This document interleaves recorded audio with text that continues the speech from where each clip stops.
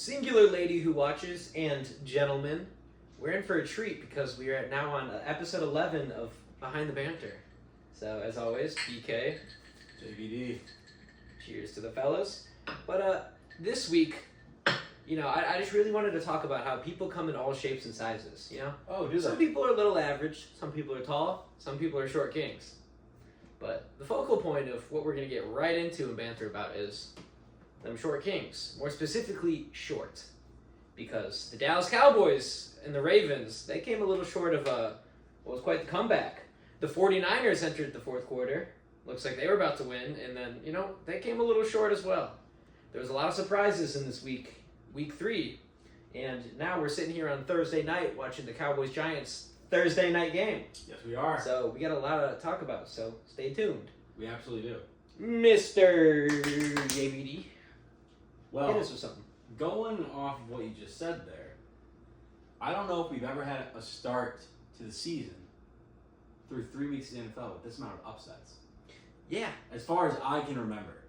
Like, I talked about this, I think, 2 episodes ago. How I'm in a survivor pool of about 150 people. We pick a team each week to win. Yeah. Through 3 weeks, there's one person left that has not had a loss yet. That is incredible. There's 149 of us have picked incorrectly because literally every heavy favorite from weeks 1 through 3 has lost. Yeah, it's been quite the It's insane. It's been quite the peculiar year. Very peculiar. Sam Darnold, Geno Smith, undefeated. It's just it's a year of a lot of resurgence, a lot of upsets. As a fan, these upsets are pretty exciting. Right. But as an avid gambler, I don't know if we like that very much. I must say though, I must reignite this. I did call one upset. I said it here. I said it here live. You heard it. I said, watch the Panthers win. What'd you do? I didn't bet on it at all. Hey, I got my He pick didn't right. even bet on his lock of the week. Come on now. I said my trap of the week was the 49ers spread, minus whatever it was, because I said it's a division game. No, they played the Vikings. The 49ers? No, they played the Rams this week. Mm-mm. Oh, wait. Yeah, the Rams had a walk-off field goal. Yeah, I know I'm right. You're right. But, yeah. Bonehead of the week. But his lock of the week was the Raiders. Can't be right about everything now, can we? I said, watch Andy Dalton come out and the team's going to be juiced up to play for him. That was one of the big upsets. The Vikings destroying the Texans, that was a huge... I mean, the spread didn't say it would be an upset, but, the score line was. Yeah, that was a whacking. Crazy. They got whacked. The Broncos whacking the Buccaneers. Mm-hmm. They whacked them off real good. Upsets all around. And then Monday Night Football. 2 great games. 2 great high-scoring, fun games. You say the Bills-Jaguars was a fun game?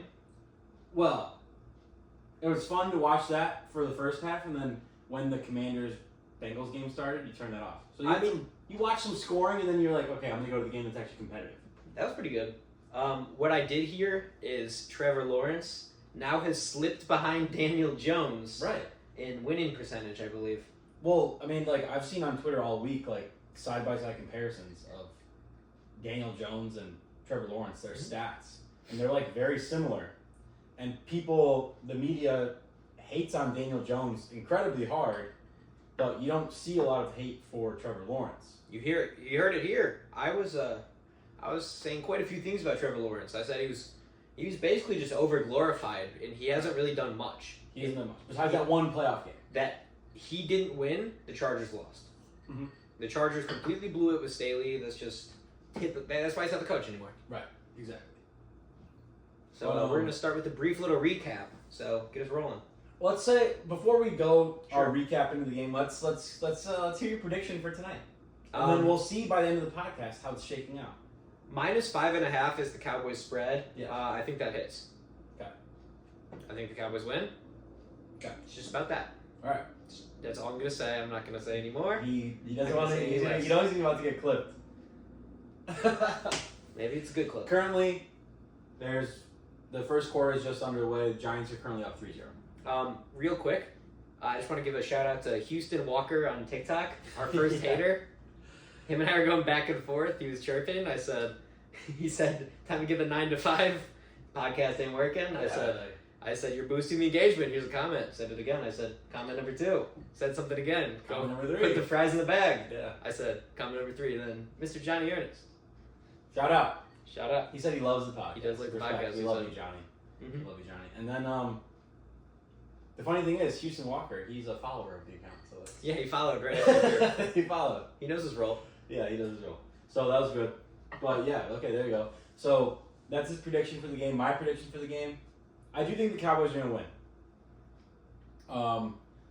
Their defense really needs to figure it the hell out. They've been looking solid so far. There's been 7 minutes in the first quarter. Whatever. Hey, they didn't let up an opening drive touchdown. They did not. They let up opening drive points though. And then here's let me finish. Let me finish. Don't interrupt. Knocky. So they got to figure out the defense. They got to figure out their running game. That's what I'll say about the Cowboys. CeeDee Lamb's got to have a big game as he gets a catch right there if they want to win this game. Daniel Jones, for all the hate he gets, the last 2 games he's played pretty well. Well, he's neighbors now. Him and Neighbors have an insane connection, it looks like. But I had a little debate, an internal debate, made it external. I brought in BK for a little advice. I said, hey, my fantasy team right now is stacked. I've got a lot of good players, but the only position that I'm currently in a bad spot in is the quarterback. So my options this week, Anthony Richardson versus Pittsburgh. That's a no-go. No way. No shot. Even though he's capable of throwing up 30 points, fantasy points, too risky. Steelers are good. Steelers' defense is good. And Richardson looked really bad last week against the Bears, even though they won the game. So that was a no-go. Mm-hmm. And then I picked up Derek Carr last week, and then I started him last week, and he threw up like 6 fantasy points, and I was like, He regressed to the mean. He regressed to the mean. Now he's playing a tough Atlanta team. In Atlanta, I was like, I don't know. And then I was like, hey, what about Daniel Jones? What about Daniel Jones versus the worst defense in the league through 3 games? They're not when the I was seriously debating it. I picked him up last night, and then I woke up to a message from our group chat. Someone said it was a diabolical move to drop Derek Carr for Daniel Jones, and I was like, dude, I need a quarterback to give me double digits. Because I'm currently leading my league in scoring. My quarterback situation is tough right now. So, last minute decision, I ended up dropping Daniel Jones for Justin Fields. CeeDee Lamb just took a halfback pitch. CeeDee Lamb is on my team. And then I have Devin Singletary, I got Zach Moss, I got Kenneth Walker, I got Ramondre Stevenson, I got Kyron Williams. Like, I'm loaded. I got CeeDee Lamb, I got Marvin Harrison, I got Dallas Goedert, number 1 tight end so far. So that was my dilemma. I hope I made the right decision. I hope Daniel Jones does not play well. I hope Devin Singletary goes off. And I hope Justin Fields has a great game, because you know what? I'll always love Justin Fields. We'll see. My advice to him was, I said I would have went with Derek Carr, just over Daniel Jones. I just don't understand why Daniel Jones is really an option for you. I mean, I get the fantasy points. I just don't think, just historically, Daniel Jones has not been good against the Cowboys. Yeah, that was also my part of it. But like, this is the fantasy purposes, like quarterbacks that can get you 50 rushing yards, maybe a rushing touchdown. They're very valuable compared to like a Derek Carr, who's just going to be throwing the ball, and you have to hope he gets 2 or 3 touchdowns.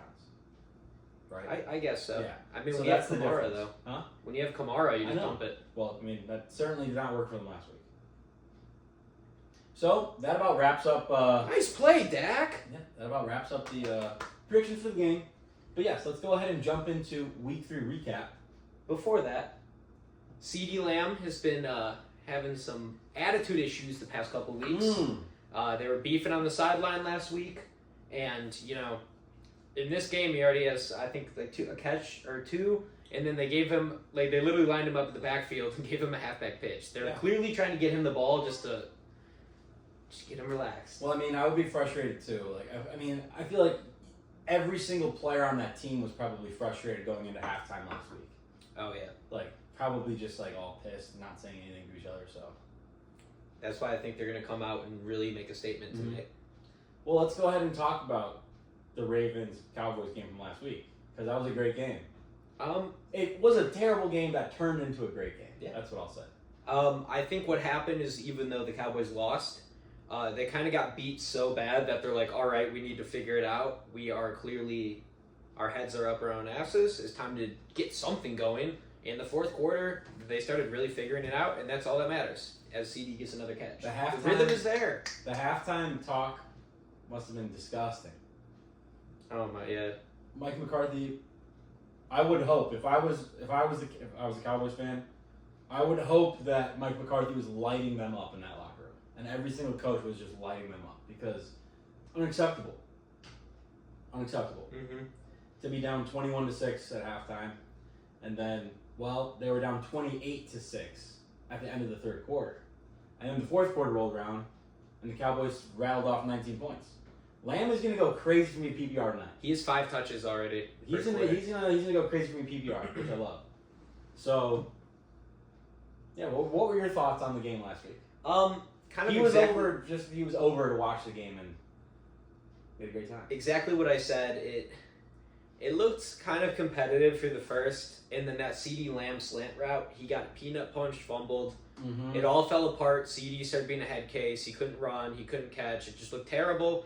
And then what ended up happening was halftime. The defense looked terrible, like they were going to sell us the entire season. Right. Because that's what the past few weeks looked like, except for week 1. And then halftime, it's third quarter and nothing spectacular. Fourth quarter was the best football I've seen from the Dallas Cowboys all year. Well, absolutely. There's no doubt about that. And I didn't actually wash my jersey after the loss because they finished so strong that I need the momentum to roll into this week. So that's what we're going to go do. But we did find out that Brandon Aubrey is the best kicker in all of football. Oh, he's insane. I was going to say, though, real quick before we go to Brandon Aubrey, I think a combination of... What? I think a combination. Who's this? Cooks!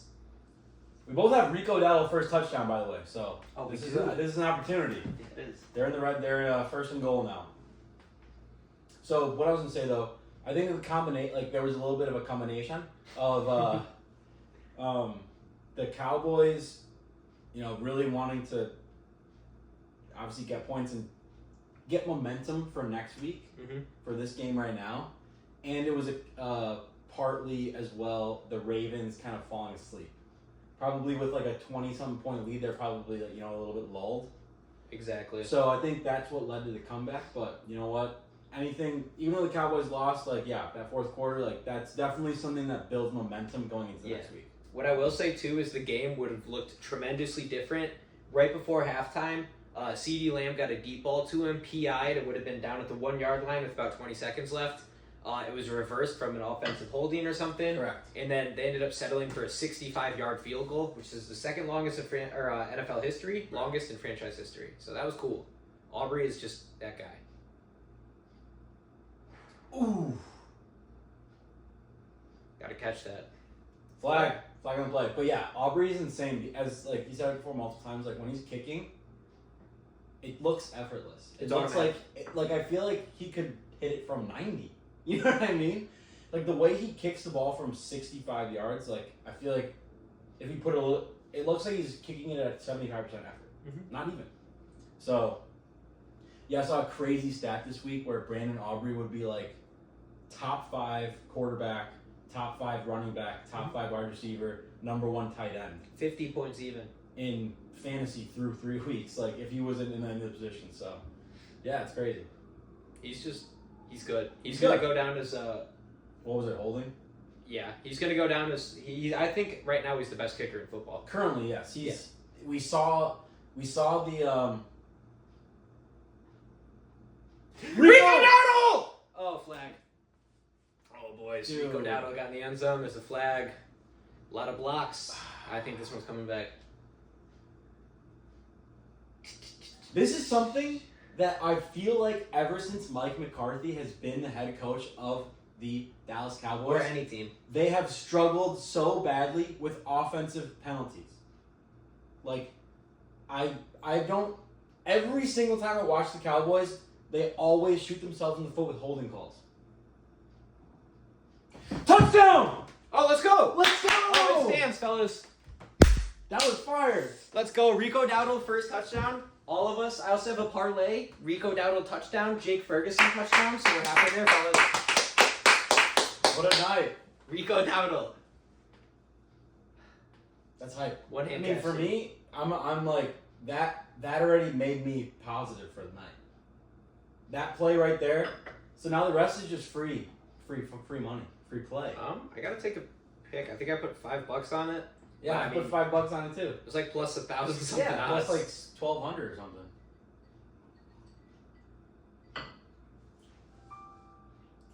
I've been on my first touchdown heater lately. That's what you need to do. Yeah, it's a $5 to win 70 for Mr. Dowdle. Exactly. Did you do 5 the exact to same? 70. Yeah. Let me see. First touchdown score, $5. Total payout $70. Plus 1,300 first touchdown score. That's the only one I put down too. That's awesome. Let's go. The cast is gonna come out with some energy because now the fellas are a little hyped. Well, that's what I'm saying. Like that already made me positive. Dak Prescott already has. Dak Prescott is the leading. He has the most pass yards in all What'd you football. get it at? Plus 1,300. I got it. I bet this last night, and I got it at plus 1,100. So you got me with 200 extra points there. Yeah, like 5 minutes before. Yeah. But anyways, Dak Prescott has, before this game even started, has the most passing yards in all of football, and he already has 82 yards with 2 minutes left in the first quarter. Okay, he does have the most passing yards in all of football. He's had 2 games of garbage time. Yards are yards. I know yards are Season's a yards. season. I know, I understand that, but like you have to factor that in. Yeah, but some of the garbage time they have this season, they just put Cooper Rush in. Against the Saints, just for like a little bit in the fourth quarter though. It was about half the fourth quarter. Half the fourth quarter. So Dak Prescott played 3.5 quarters. That's something like when they were losing the Saints, I was like, why is he still in the game? Why is Dak still in the game? Stat padding. You can't really stat pad when you're losing. That is the perfect time to stat pad. I mean, you can stat pad when you're winning, but Dude, like when when you're losing, you're trying to. When you're down, score. when you're down 30 points and you're in the game, the defense is gonna play soft zone. They're gonna let you complete everything under. You know what I mean? I guess so. Besides the point. But I said it here last week too. I said I don't think the Ravens are gonna go 0-3. I'm gonna come out with some fire, and they sure did come out with some fire. They did not finish with fire though. They finished very cold. Honestly, they are lucky to escape Dallas with a win. However, they got the win. Yeah.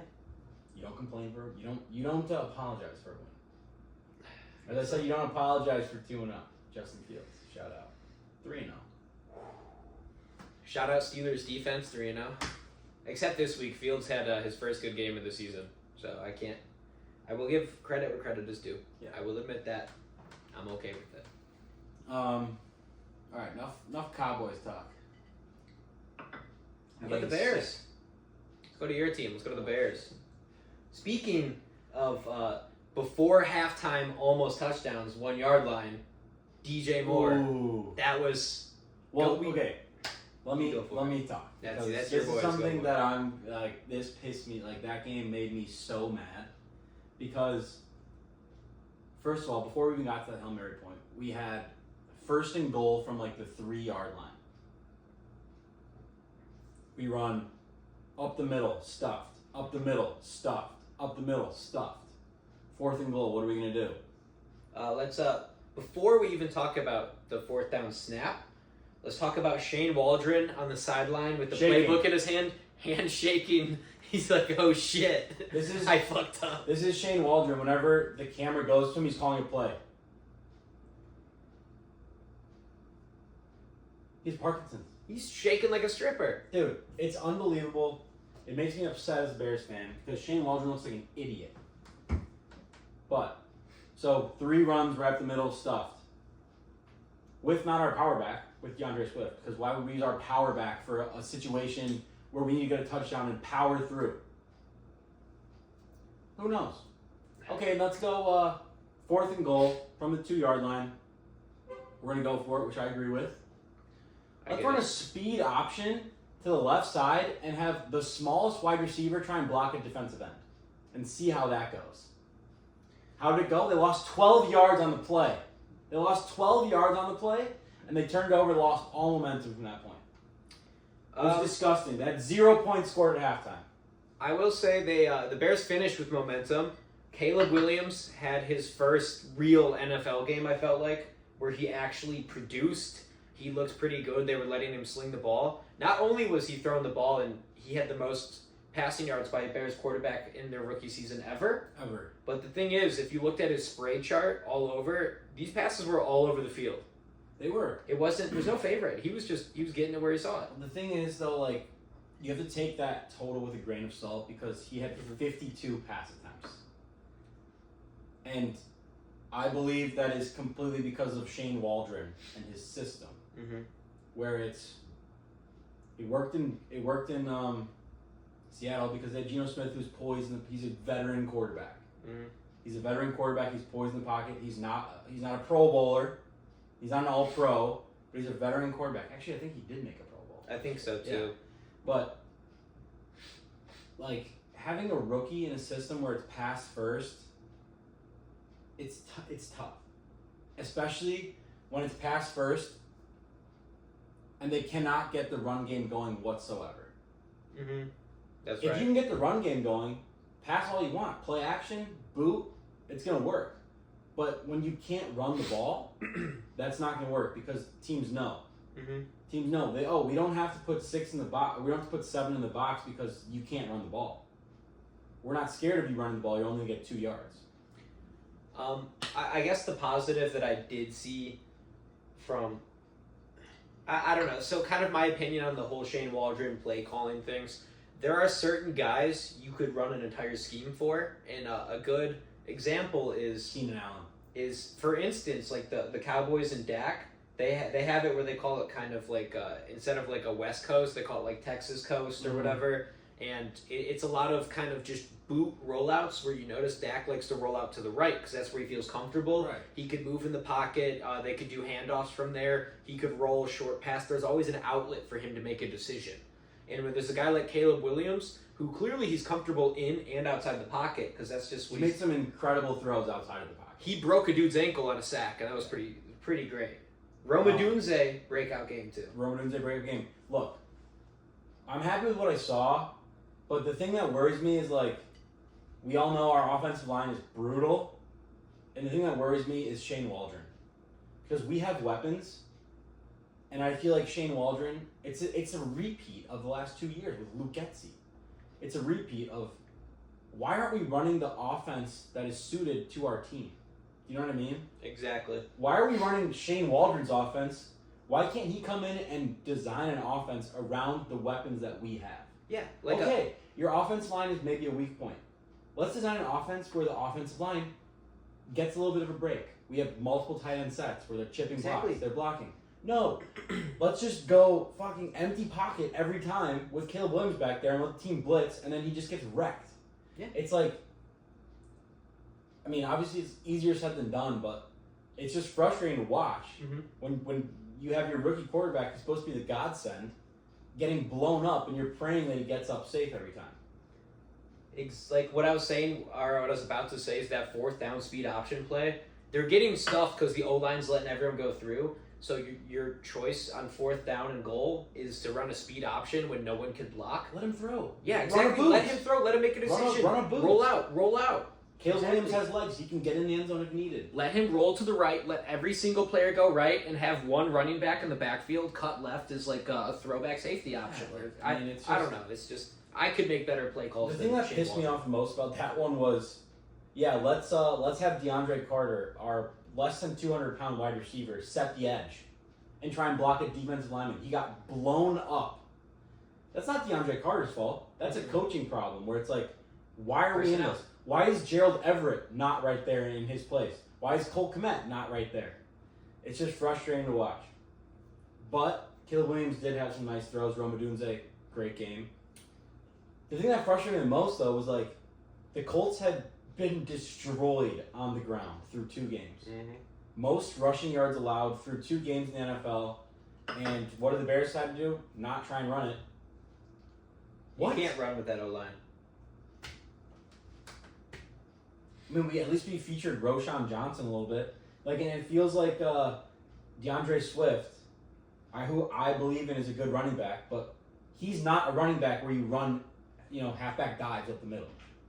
He's an elusive player. He needs space. Yeah. Or we have a power back like Roshan Johnson or Khalil Herbert. Those are the runs you run up the middle. It just seems like they're doing everything opposite of what they should do. So we'll see how it goes against the Rams this week. I mean, the Rams are a little bit depleted. They came off a very good game. They came off a very good game, so this is a letdown spot for them. But the Niners were also as depleted as the Rams. Right. So maybe let's hop into the Rams-Niners. I want to talk a little about Anthony Richardson. Okay, yeah, we'll go for that. Because we all know the Bears' defense is elite. But Anthony Richardson was really bad. He's the only reason that the Bears stayed in that game, in my opinion.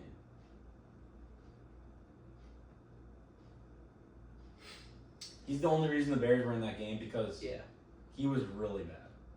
That rollout I saw when they were in the goal line or whatever. Free play. That was just a ridiculous interception that I watched. By Tremaine Edmonds? Yeah, Who was he he throwing rolled it out to the to? left and he like lollipopped it right to the linebacker. I was like, no way. That was so bad. That's like a panic Madden play. Like You press you just like press the quickest button you can get to. You hit too much of your dab pen and you're like, oh god, like every all the screen picture shaking. you can't see anything. The momentum, the screen shaking, you're running everything's the wrong wiggly Stadium out. pulse. Yeah, stadium pulse. Yeah, no, he was really bad. Richardson, I was pretty big on him before the season, but it's kind of just he looks very bad. He looks like they might need to bench him and just let him Bryce Young treatment. Week 1 he was fantastic though. Mm-hmm. That's the thing. He was fantastic week 1, but then the last 2 weeks he's been atrocious. So You don't let the guy go out there and struggle though. I know, That young coming off an injury too. A major, like, what was it, a shoulder injury? Yeah. Wandale. Wow, what a first down. Bad tackling. Bad tackling. But yeah, so that about wraps up the Bears. I mean, as final thoughts on that, Shane Waldron needs to figure it out. That's my opinion. I don't think it's a. I mean, obviously too, like Keenan Allen not being there for the last 2 weeks hurts because Hurts a lot. he's a fantastic wide receiver. He gets open. He doesn't drop balls. So not having him when you're trying to run a spread offense with a lot of passing is tough. But I mean, yeah, Rome Odunze really stepped up. He had a great game. 112 yards and a touchdown. He made some great catches too. So When is he back? Keenan Allen, Yeah. hopefully this week. Oh, doesn't he have like plantar fasciitis or something? Yeah, something with his heel. Yeah, that's for like the skin in your. Yeah, no, I don't know if it's plantar fasciitis. I know he has a heel problem. I thought it was plantar fasciitis. That's what I saw. I don't know, but they got to figure it out. Cole Kmet also had a really good game. 10 catches, 100 yards, touchdown. He's good. He just He's never good. had a good quarterback. He's good. He's good. He just never had a good quarterback to showcase his talent. Now he does. This is the worry that I'm left with is I hope the Bears don't waste this season and then fire Eberflus and Waldron and then have Caleb Williams start all over again next year. Yeah, That's my worry, because at this current pace, Singletary touchdown. Let's go. I don't know if he got that catch. I know he didn't get the catch, but it's Flag too. flag. Well, I was gonna say he's not the 1 yard line. No, I know. I'm saying I don't know if he caught that. I think he caught it. I saw the ref go this. Wave his hand. So. What are your thoughts on these cross pattern hats that the coaches are wearing? I don't understand what they're for. Like, what is the objective? That plate can go. The pizza pie is ready. Yeah, we got a pizza pie in the oven. Let me check on it real quick. Get the fellas some refills. You can commentate the game live. Oh yeah. So Be right back. what I did was I took a $5 bet. Rico Dowdle first touchdown plus 1,300. Did it right before the game, about 5 minutes before we started the cast. He did it, got plus 1,100. That's A-okay. Nothing wrong with that one. But what I did was I got a nice little 50% live boost, and the spread was still at minus 5.5, despite the Cowboys being up 7-3. So threw 30 bones on that. Looking to have quite a profitable day. Just can't have the Cowboys beat them up too bad, because I do need some Dak Prescott passing yards. So I just want to be happy. I just want to feel something for a week, because it really sucks when your NFL team goes out there and gets smacked after having a great win against. I mean, me personally, I don't know about you guys, I thought the Browns were a lot better than what they are right now. But, I mean, I guess Nick Chubb's not there. Deshaun Watson, he's touching more people, whatever it is. Smacked them. Week 2, Saints, that was just flat out embarrassing. And then watch the Eagles beat them. That just sucks. It hurts the soul. Last week, a lot of positives. Sometimes you could lose and see some positives, which is kind of cool. But I just need to see a win against a division rival Giants here. The Giants aren't that good. Malik Neighbors looks like a dog. But, I mean, it's early on. Teams like the Giants, every single year, there's always a team that gets overhyped. But, I don't think they're overhyped at all. The Giants? No, I think there's no hype around them. I saw a lot of people saying that the Giants should be in first place, but the Commanders' kicker is the reason that they're not. Well, but I mean, that's just 7 for 7. Yeah, but that's still a ridiculous sentiment when you allow them to get field goal range 7 times. You know what I mean? Yeah, that is wild. 7 times you were allowed to get in field goal range, and you capitalized each time. How is that the kicker's fault? He's doing his job. Perfect. He's perfect. He literally could not have been any better. He did everything he needed to do. But I like what I'm seeing so far from the Dallas Cowboys because they are, in fact, getting the ball to Mr. C. Dizzle Lamb. And there's a big third down here. Can't wait to see someone miss a tackle. And, yeah. Pizza Pie needs a little bit more time. Let's see, third down.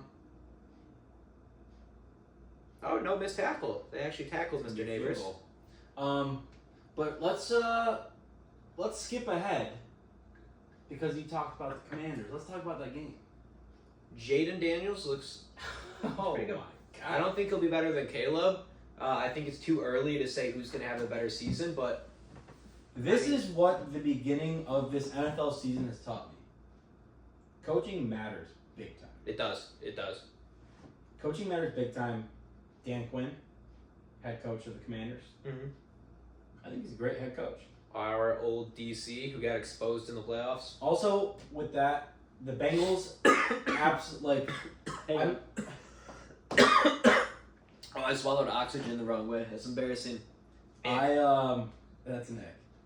I was watching that game and I live bet the Bengals plus 5.5, so I ended up covering, which was awesome. It is nice. But I live bet them at half, or I live bet them. I don't know what I did, but I live bet them. And the most frustrating thing for me to watch in that game was the Bengals' defensive line had absolutely zero pressure on Jaden Daniels. Mm-hmm. Like, Jaden Daniels had like 7 seconds to be in the pocket and pick out a pass. Which, if you have that amount of time, I expect you to have a good game. That one dot to Terry McLaurin. That was the one outlier. That was the one outlier. He was immediately pressured, and he still leaned back, threw a perfect dot across his body, knowing he was about to take a big hit. Oh, he took the hit too. He took the hit. He actually broke Dak Prescott's record for the best completion percentage in a game by a rookie. Yeah, he was 21 for 23. Yeah, he had 91%. Dak was like 88, I think. But I mean, that's because props to Jaden Daniels, but also at the same time, watching that game, I was like, oh my gosh. I literally felt like the Bengals had to blitz almost every single play because they had no pressure on Jaden Daniels. The Bengals might be frauds. The Bengals might be frauds. I think they are frauds. But let me jump back real quick to what I was going to say about how coaching matters. It does. Yeah. Sam Darnold. Where was this? Where was this his first couple years in the NFL? I mean, the Jets are a place where QBs go to die. Well, the Jets are playing well now. I mean, Aaron Rodgers, he's old, but by theory of NFL age, he is about to die. Mm-hmm. I mean, other than that, Zach Wilson might have been the worst quarterback in NFL history. That is true. But going off one point, coaching matters. Mm-hmm. You got Seattle. They seem like they picked a nice, good head coach. Mm-hmm. You got Matt LaFleur and the Packers making Malik Willis look like a starting quarterback in the NFL. Yeah, Rams. Well, that matters. But I'm talking about like where these quarterbacks were given up on and they go to another place. Mm-hmm. Geno Smith. I mean, obviously he had Pete Carroll, but Andy Dalton. I mean, Andy Dalton. I don't know. Yeah, I don't know if that was Andy Dalton or was it the Raiders that are actually kind of mid. But I think the biggest example of that is Sam Darnold in Minnesota and Malik Willis in Green Bay, which is just depressing and sad for me as a Bears fan. To know that your 3 other division rivals have great coaching staffs, and your coaching staff is incompetent and blind, and cannot put together an offense around a great position player, great skill group players, and an amazing rookie quarterback. I agree. And you look like you have for the past 5 years. It's just so frustrating. I don't know if it's Earfus, I don't know if it's Waldron, but they need to figure that shit out because how is Malik Willis going to go from Tennessee looking like horrible to starting 2 games for the Packers and winning 2 of them for him? I need that, though. I need his rookie card value to go up. Like, it's unbelievable. It's so frustrating. Playing against his old team, Malik Willis. He goes 13 for 19, 202 yards and a touchdown, with 73 yards rushing and a touchdown. Like, it's unbelievable. Matt LaFleur is a great coach. Oh, yeah, he's a phenomenal coach. I mean, there's a lot of good coaches that are, like, even Gerard Mayo in New England, they're playing, I think, better than they should be just because of him. Yes. Yeah, I agree. I feel like Belichick, obviously... He got blown out that Thursday night game last week. I know. But obviously Belichick, he might be the greatest coach of all time, if not one of. Mm-hmm. I mean, I just feel like once you have a young team where you're kind of losing a bunch of... I don't know, like you're losing a bunch of the talents in just like kind of the Hall of Famers and everything's falling apart. It was just past his time, Belichick. Right. So it's good to have a former player. Mm-hmm. I mean, even the Raiders, like, what is it? Antonio Pierce was the coach. I mean, I think they like playing for it, and that's the thing. That's it. You need to like playing for a person to like buy into what they're selling you. But like, this is the thing that like watching that Commanders Bengals game made me so upset was, you know who the Commanders offensive coordinator is? Is it gonna be an ex-Bears personnel guy? It's Cliff Kingsbury. Oh, is it? Who was Caleb Williams' offensive coordinator at USC. Mm-hmm. So I was like, in the offseason, I was like, oh, that makes perfect sense. We're going to draft Caleb Williams. Why not bring in his OC, who's a proven offensive-minded good coach in the NFL? Right. Cliff Kingsbury. Tell me that doesn't make perfect sense. It does make perfect sense. Caleb Williams has 2 years of rapport with him. Let's just keep them together. No, what do? We hire Shane, stupid, brain-dead Waldron, and Cliff Kingsbury goes to Washington, and he's making Jaden Daniels look like an all-star, a Pro Bowler. And what does Cliff Kingsbury do that Shane Waldron does not? He simplifies the offense for Jaden Daniels. They're running a college-style offense, and it's working because you have a rookie quarterback who needs to get his feet under him in the league. Mm-hmm. Let's run a simple offense for him and let him gain confidence, get completions, let the playmakers make plays. Exactly. What does Shane Waldron do? The opposite of that. Let's make our quarterback make all these outstanding plays. C.D. Lamb! That's a touchdown for the Dallas Cowboys. Let's go, dude. No, I agree with that sentiment fully. That makes a lot of sense. Like, coaching matters more than people realize. Like, when you, for instance, a lot of people were debating who's better, Caleb Williams or, Jaden Daniels. Like, obviously it's too early or 3 games in, but you were looking at the spray chart. And when you're looking at the spray chart of everything, you saw Caleb Williams kind of all over the field. Jaden Daniels clearly had favorite areas, but that doesn't matter. You're an NFL quarterback. It matters how exactly your comfortability works. Like, what are you comfortable with? Where do you like to throw? At the end of the day. Yeah, it's about comfortability. Like, if you're not comfortable, you're never going to be able to throw good passes. No. So, folks, we just had a 55-yard C.D. Lamb touchdown. Them Dallas Cowboys are on one. What'd you say over there? That's huge for my fantasy team. That's huge for my heart. I was about to bet C.D. Lamb 100 and a touchdown before the game, but I said I'm going to wait for the live bets. You know what? It's okay. As long as the Cowboys win, I'll be happy. My parlay had C.D. Lamb anytime touchdown. I just need a Jake Ferguson touchdown, and then I C.D. get Lamb has 20 fantasy points already. his dog. I need Singletary to get a touchdown. This is nice, though, because typically Thursday Night Football is like low-scoring and boring. It's never boring when it's your team. No, that's true. Unless it's, though, that one Washington Bears game like a year or 2 ago. That was the worst Thursday Night Football game I've ever watched. That was last year. No, my parents were still in the state. I remember I was watching this. at third Maybe place. it was 2 years So ago. that might have been 2 years ago. I was playing softball. I didn't watch that game. It was bad. It was I'm bad. glad I didn't watch it. I was playing it was softball. bad. It was. I don't know, man. There's just that, but I do believe that it really matters for the success of a quarterback and an offensive personnel, specifically when you design the offense based around the personnel instead of designing the offense and then telling the personnel to learn it. That's exactly It's not hard what to do. I'm saying. It's just laziness and stubbornness because you get dummies like Shane Waldron who think that they're so much better than they are because they made a playoff push with Seattle, and then what happens is he goes to this new team where he has all these guys, a very, very talented skill team without a good O-line, and then he just runs an offense that doesn't suit this team. Just doesn't look like they like it. It looks like they're frustrated when they walk off the field. You see them yelling at each other. Like, if you made something where you built around how Caleb Williams plays football and these receivers in the skill base, like, this team would probably score about 10 to 15 points more every single game. But in my opinion, if Geno Smith was the quarterback of the Bears, I think it would be working. But it's not to say that Caleb Williams is bad or anything. He's a rookie. He's a rookie. He had his best NFL game. I know. He has to get his feet underneath him, though. You know what I mean? Like, make it. Keep it simple, stupid. Mhm. You know what I'm saying? Yeah. Like, keep it simple, stupid. Like, let your great skill position players make plays. Let Caleb Williams make passes every week. Gain his confidence. Let the defense keep teams scoring low. Mhm. Get the run game going. No, I don't know. Yeah, you can see on that speed option where after the play, Caleb Williams came off the field and he looked at Eberflus and the coaching staff and he said, Yes. "What are we doing?" Exactly. That's what I was referring to when I said you saw them yelling at each other. Which is facts because like I'm sure he heard that play call and he was like, "What the hell?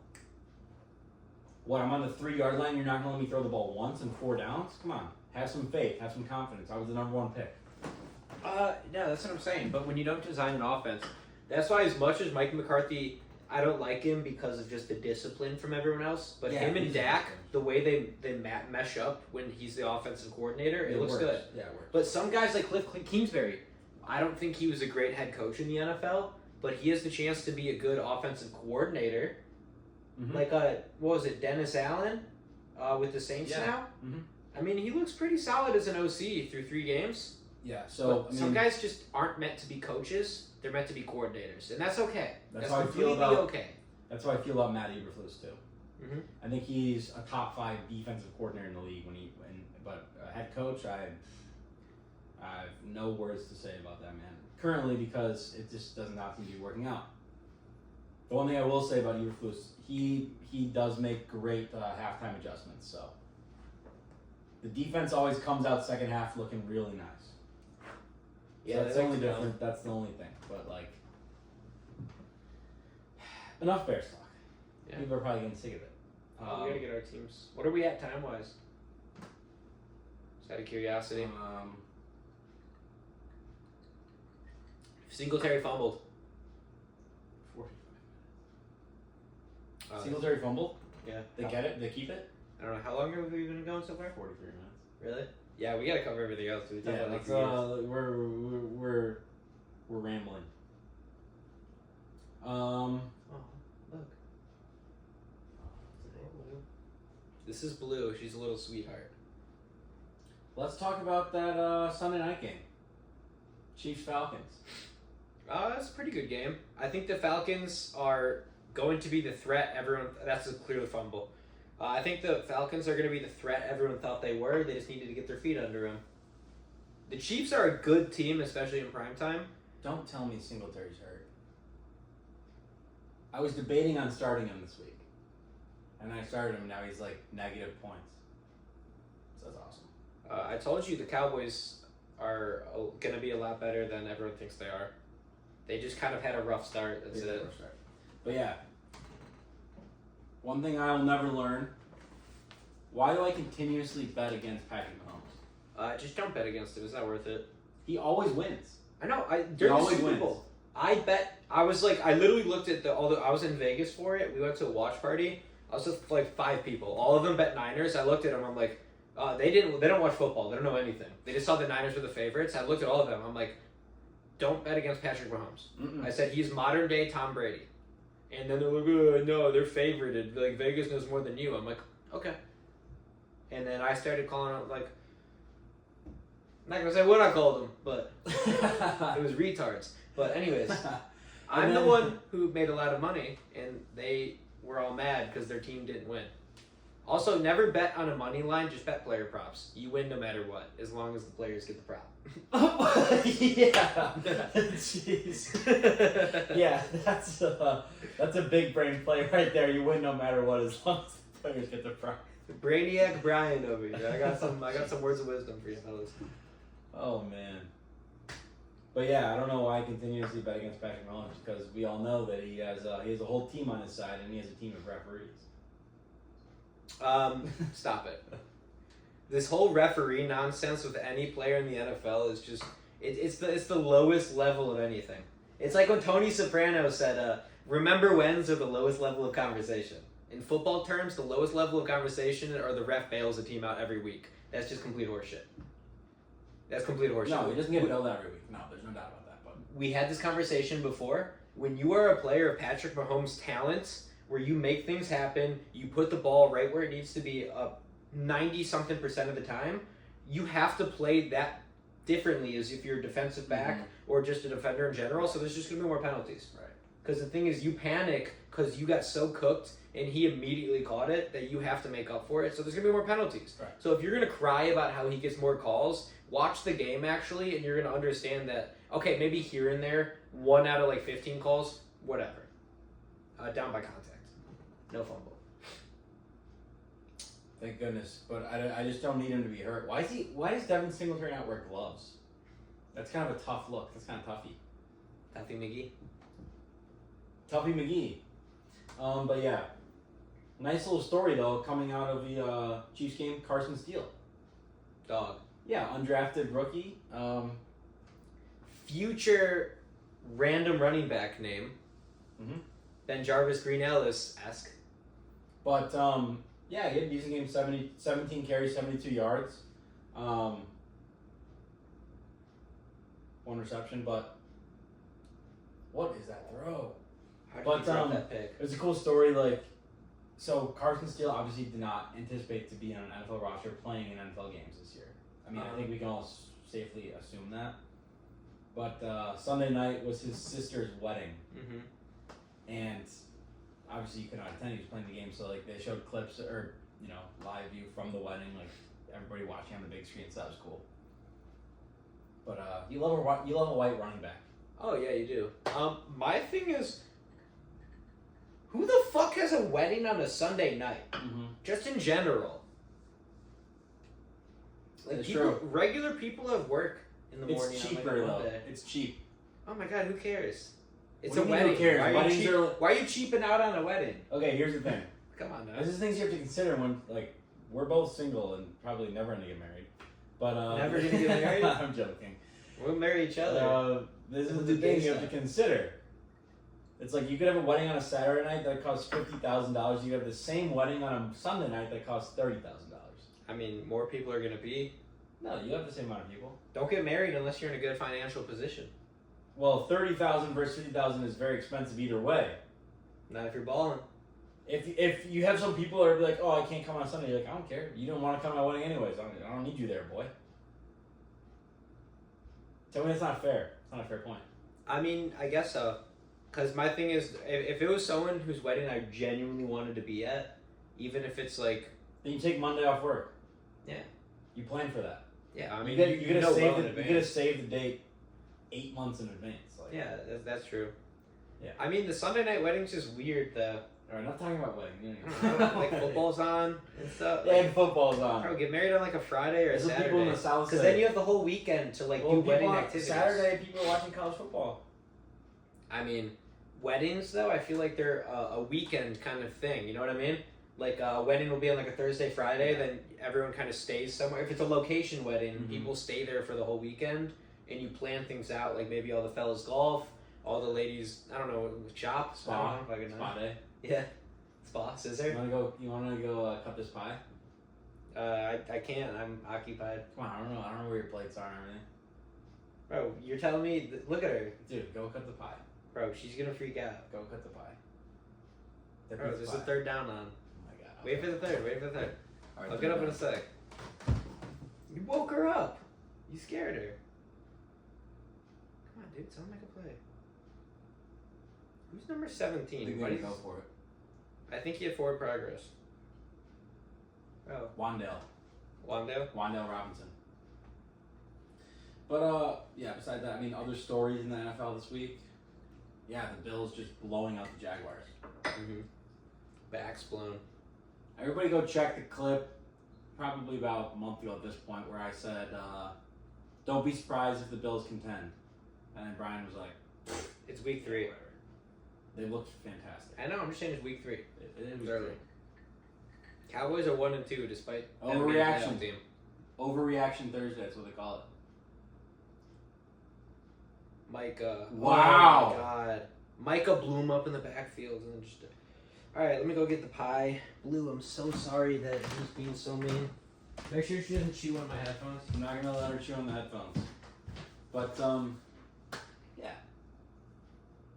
It's always nice having a little. Oh, here she comes. Get out of here. She's going after it. She's looking at your. She's looking at your glass. Bro, she likes to do some bad shit. Yeah, everybody in the comments below, tell us how your fantasy season is going. I don't care. Get in the comments. Show us. Tell us how your season's going. Fantasy. I love fantasy football. Currently, for me, I'm 1-2 in my most prized league, my favorite league. I'm 1-2 with the most points scored and the most points against. So that's how my season's going. Luck. Absolutely tough. Most points scored and most points scored against. Overshawn got hurt. Oh no. Western Michelin? Is he? Overshot? Oh no, never mind, It's Marshawn Nealon. Nealon, yeah. Oh, Overshawn's back. No, he's not. He's back Do out you want again. a thick pie? Do you want me to cut it in 4s or do you want me to cut it in 8? Up to you. You tell me, I'm asking you. I don't care.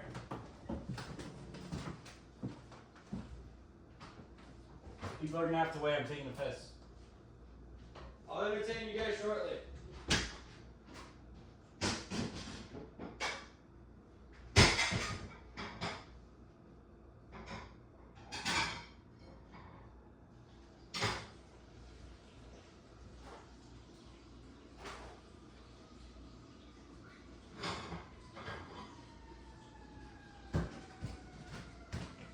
I can't believe he left you guys all alone. I would never do that. Because I left with the understanding that there was someone watching over you guys.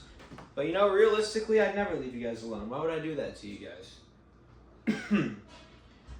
Yeah, no, but if the Cowboys lose, I'm going to do something very bad on camera that's going to scar a lot of you for life, and you won't know what it is until it happens. So let's just pray the Cowboys don't lose.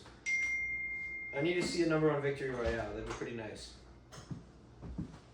No problemos here. Except for the Cavs back. So what were you yapping about before I went to go get the pie? Oh, I was just saying how my fantasy team this year, I have the most points scored in my league and then the most points scored against. So I'm 1-2. How's the pie? You don't like it? It's very average. It's not bad, but it's not good. It's the most average pie I've ever had. Really chewy with the bread. Very. I like it though. Nice sauce. Yeah, it's not bad, but I tweaked. Doesn't that crunch? I did not get into fantasy league this year. That's You okay. did.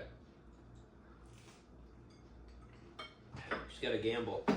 Not a bad pie. By any means. Huh? Not a bad pie. Yeah, it's alright. I'm hungry, so. As long as it satisfies my hunger. Yeah, we went to a pie shop down the street. They had a bunch of pre-made slices that looked like they were sitting out for about an hour. Probably 3. Yeah, it was disgusting. I couldn't believe they're the thing about serving people like that. I won't dox the restaurant because I like it a lot. Don't dox the restaurant. There's a couple people that I know that work there that are on their game. I just think it was It was one of the dudes that I barely ever see there, so my guess is he's the owner, filling in, probably doesn't give a shit. Bad shift night. Yeah, you got one of the people on the bad shift, but there are a few fellas there that when I go there, it's perfect every time. Been there over 10 times, never seen what I saw, so one bad time, you can't let it destroy your other experiences. It's like your backup quarterback starting and throwing up a sneaker. Yeah. I mean, it's expected, but it'd be cool if it didn't happen. Expected, exactly. If it didn't happen. Indeed. But the thing is, I didn't expect that to happen when we walked into the pie shop. Daniel Jones QB keeper? Tough. First down. So what else we got in football, or should we cover a little bit of baseball? I mean, yeah, in terms of the big games, let's hash out a little bit of that Rams 49ers game real quick, because that was a big game. We can't miss that. Oh, I thought we talked about it. I mean, we briefly mentioned it, but Fair. How about Jawan Jennings? Dog. I've been saying he's the best number 3 receiver in football. 11 catches for 175 yards and 3 touchdowns. He's good. That's insane. He's good. That's insane. What's even more insane, though, is that the Rams ended up coming back and winning that game. Oh my gosh. Is that a fumble? Why did he throw a flag? I don't know. Was that a fumble? No way. Give it to Jake Ferguson. Well, we'll see what the flag... We got quite an interesting development.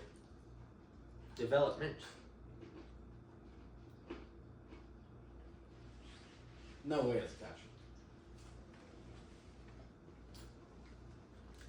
Hang on.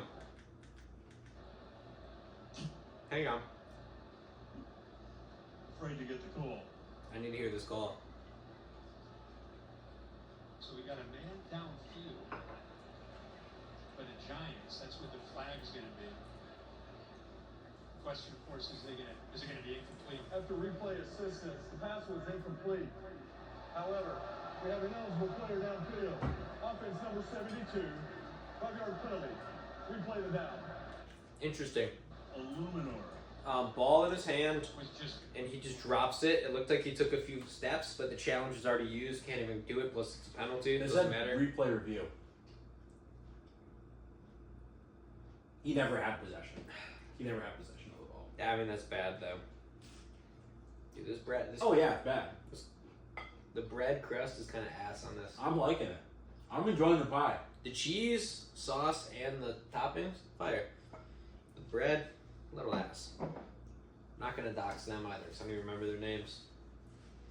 We got it at Jewel. Yeah, I walked into a fucking Jewel, and I'm sitting there looking through like pre-made meals, and some like big buff black dude looks at me. He's like, "Yeah, go Cowboys." I'm like, "Hell yeah." He's like, "Those last 2 weeks were pretty bad." I'm like, "I know."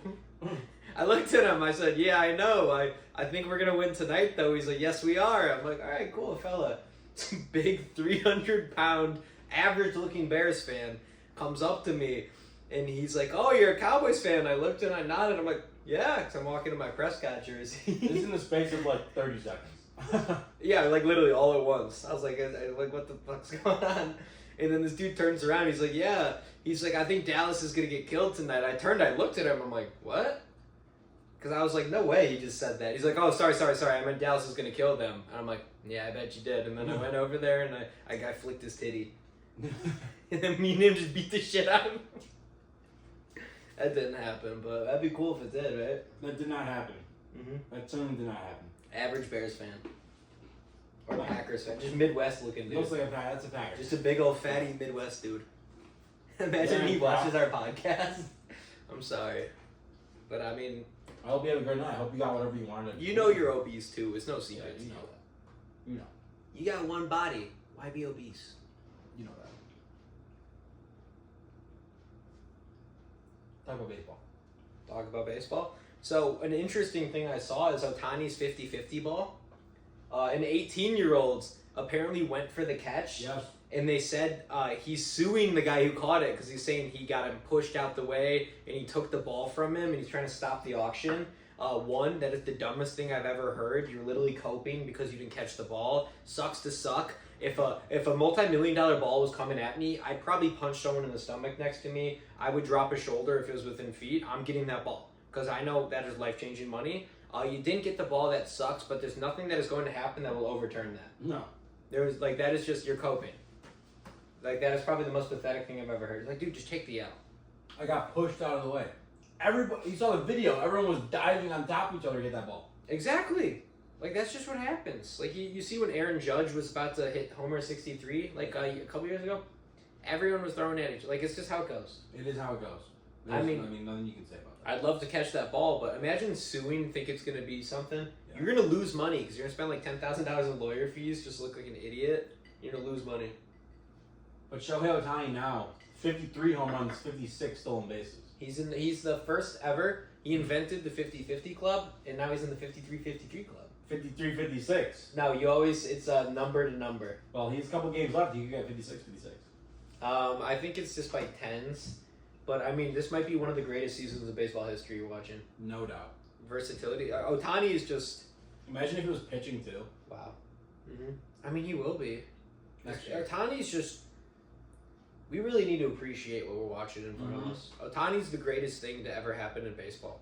And if you say Ohtani's not the greatest of all time, it's just...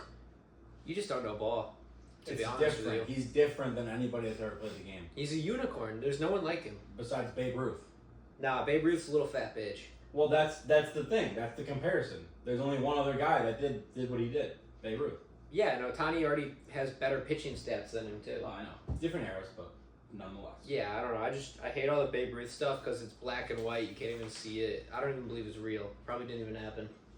Babe Ruth was a psyop by the government to make us think that there's better baseball players.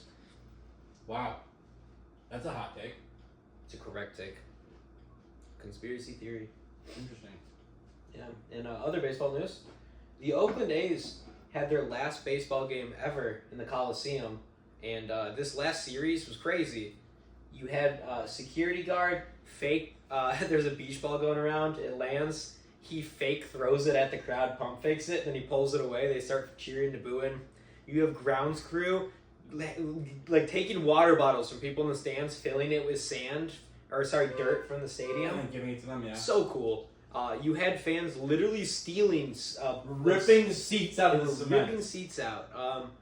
That just sucks. I feel really bad for the A's fans because that's like if the White Sox ever moved, I would genuinely be heartbroken. Moved cities, yeah, right. Yeah. That would break my heart. That sucks. That would break my heart. I mean, think about the Rams. They moved from St. Louis to LA. Like, that's just gotta suck. Well, LA to St. Louis to LA. Right. But still. I mean, it's just heartbreaking. It's like, just pick a city and stay there forever, man. You have people who are following you no matter what. And the thing is, you have teams like that who blame the fans, but I guarantee if the A's were to make a playoff game, it's like the White Sox. No one goes to White Sox games. But in 2021, look up Game 3 against the Astros, that Larry Garcia home run. Look, there's not an empty seat in the entire stadium. Like, people show up when you're winning. The White Sox, people always show up when you're losing because the White Sox have been selling pretty good tickets the last couple nights. Mm-hmm. Because you might witness history. You might witness the worst team of all time. Mm-hmm. Backs against the wall, with the record on the line, they sweep the Angels. It is crazy. Now they have something. They could do something crazy. They could beat the Tigers and eliminate the Tigers from the playoffs and not have their own record of the worst season of all time. I mean, they made the proper moves for it. Garrett Crochet was supposed to pitch against the Angels, and they pushed back his start so he could go against the Tigers because they want to win. Yeah, of course they do.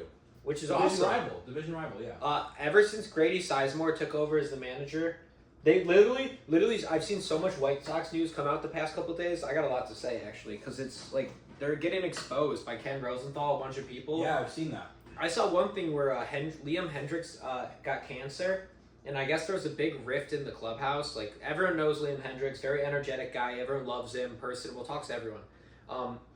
I guess he had a rift with Lance Lynn, Joe Kelly, and Kendall Graveman. They dropped names. This is how big this is.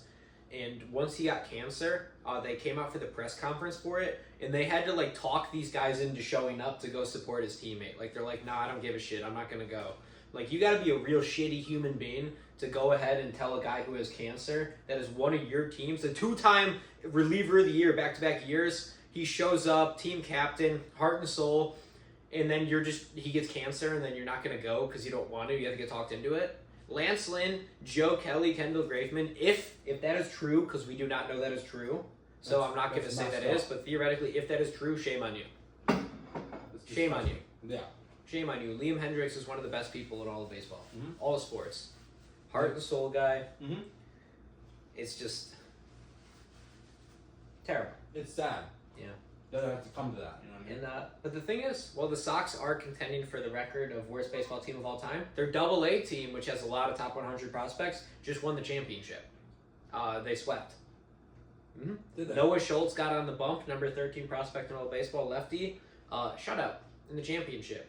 These guys are getting. Oh, I got a special shout out.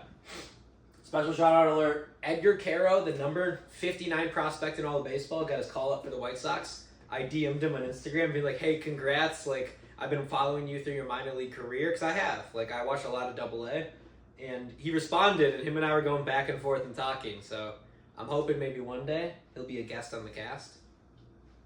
Maybe Edgar. one day, but Come on, Edgar. Edgar Caro, he's my dog of the week for responding to Dog of the week. a young fella like me. Dog of the week. Okay. Yeah, let's, what other baseball news do I got? A I lot mean, of yeah. coaches. I mean, basically, we're just in the midst of the playoff push right now. Ooh. Yeah, I have two more things I want to add. Rowdy Tellez. I don't know if you guys saw this, but Yeah, he that's needed messed up. 425 plate appearances to get a 200,000 bonus. He was at 421 plate appearances, and then they DFA'd him.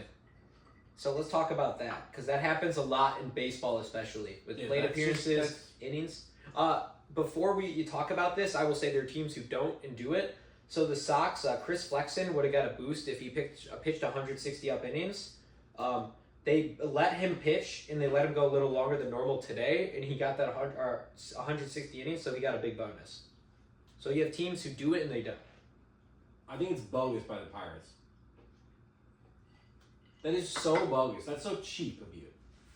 You have a guy that's played the whole season with you, and you're going to DFA him when he's 4 at-bats away from collecting a bonus he's due?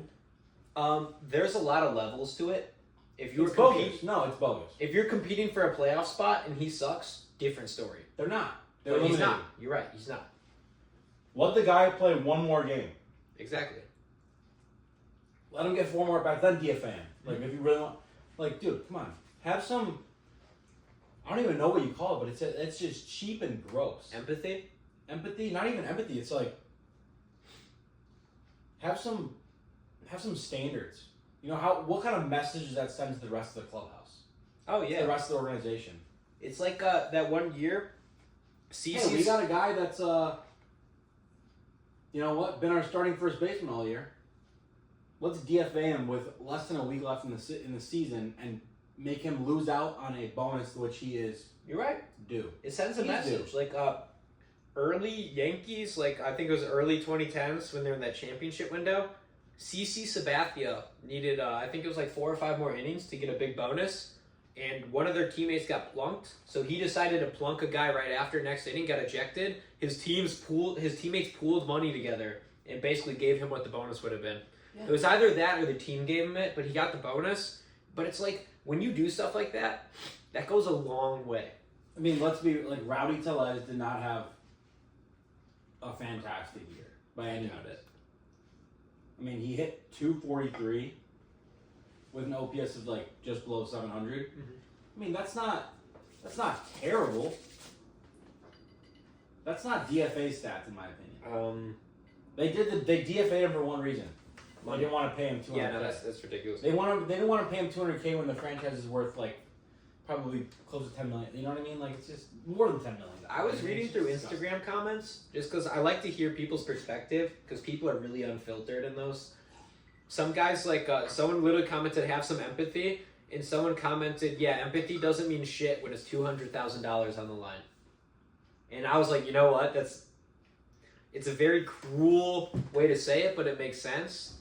But Yeah, it's I like, understand that, but it in my opinion, it's not I'm not going to that. sign there after I hear that. Exactly. And I'm a fringe veteran player? Hell no. It's the message that it sends to the rest of the league and to the current players on the team. I'm gonna grab a slice of Chino. You don't like yours, huh? Nah, it's really all right. Yeah, it's something shitty, but go ahead, comment what you think about the whole Rowdy Tellez thing and just contracts and plate appearances, whatnot. But something I did want to cover was I saw this is one of the coolest plays to clinch a playoff spot I've ever seen in my life. The San Diego Padres got a triple play against the Dodgers that sent them to the playoffs, and that might have been the most electric thing I've ever seen. That was awesome. I've never seen a team get a triple play to win them a game, let alone, but also get them a playoff spot. Are you kidding me? So shout out Padres. I saw some other teams, Which the Padres were going to clinch, I feel like. Yeah, but the way they clinched it, yeah. fires everyone up. That's really cool. But I mean, just beyond that fact, I know some other teams, the Guardians, Yankees, Orioles, they all clinched some spots, just to name a few. The Phillies. The underdog Yankees. Get out of here. The underdog Yankees. Who the hell's saying that? You know what? I'm just excited to see Juan Soto back in the playoffs. The thing I'm most excited for, because the Sox are out, honestly, I want to see what Bobby Witt does in the playoffs. Yeah. I love Bobby Witt. Yankee fans are like disappointed with their season. They are every year. Yankees fans whine all the time. I hate dude. Yankees. How are you disappointed Sorry, when you're going to win your division with 95 wins? The hell's the matter with you? What's the matter with you? Yankee fans? Yeah. Scal? He's a Yankees fan? Yeah.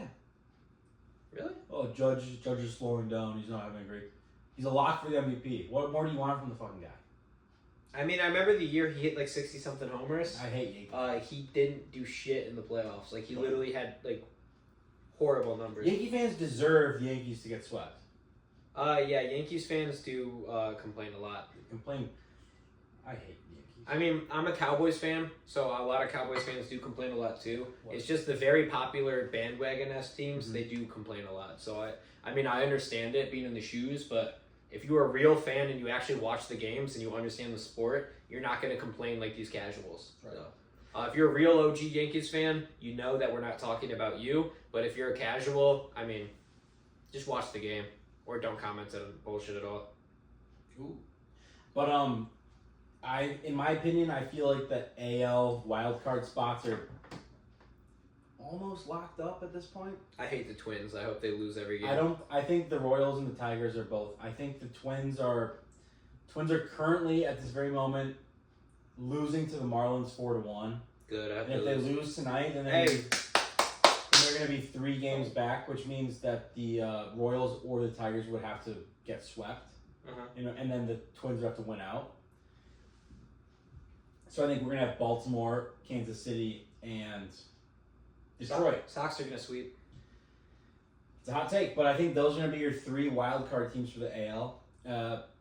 Royals and Tigers they're still battling for a position right now. So whoever's going to play the Astros, whoever's going to play, I think I'd rather play the Astros than the Orioles though. What about you?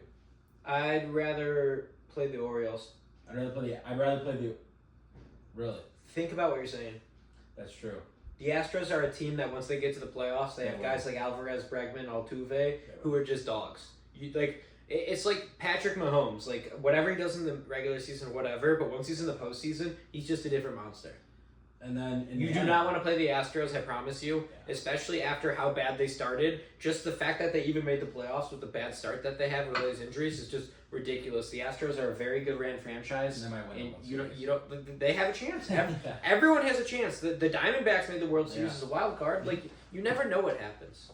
And then the NL, we got the Padres are all but locked up that first wild card spot. And then really close, we have the Mets and Diamondbacks currently tied for the second spot. I would want to see the Mets do it. They're a fun team. No, right I mean now. it's so the Mets and the Diamondbacks are currently tied with record, and then the Braves are 1 game behind them. So I don't want the Braves to make it. I feel like the Braves are going to get in and get out. Like I feel like they're just because they got banged up. They got Soler again. It's going to be a repeat of 2021. They're banged up, but yeah, I think the Mets and the Diamondbacks. Those would be my guesses on who's going to make it.